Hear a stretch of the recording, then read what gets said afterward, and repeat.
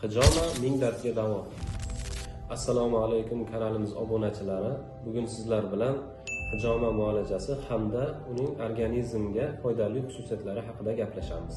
Hijoma bu sog'liqni tiklash va yaxshilash maqsadida organizmdan toksinlarni chiqarish, qon aylanishini yaxshilash va tanani sog'lomlashtirish maqsadida qilinadigan muolaja turi hisoblanadi.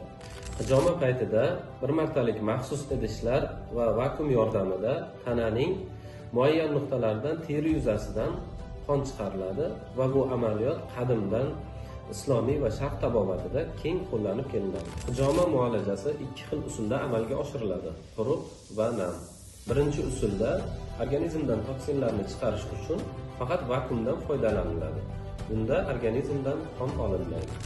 Hijomaning ikkinchi turida teri biroz tilinib, toksinlar bilan boyigan qon maxsus idishlar yordamida so'rib olinadi. Hijoma muolajasini olgandan so'ng inson organizmida bir qator ijobiy o'zgarishlar kuzatiladi.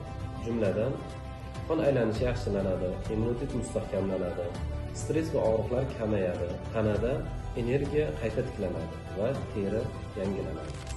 Hijoma muolajasi inson organizmida uchraydigan bosh og'rig'i, bo'yin og'rig'i, bel og'rig'i, bo'g'inlar og'rig'ida, teri kasalliklari, nafas olishda muammosi bor bemorlarga, astma va bronxit kasalligida, qon aylanish tizimi kasalligida, varikoz, uyqusizlik, hazm qilish bilan bog'liq muammosi bor bemorlarda, shu bilan bir qatorda qon bosimining ko'tarilishi yoki tushib ketishida hamda qandli diabet kasali bilan og'rigan bemorlarga ijobiy ta'sir ko'rsatadi.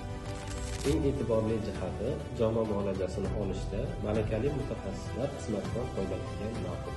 Va bunda Salomatlik akademiyasi ko'p tarmoqli davolash va diagnostika markazi sizlarga yordam beradi.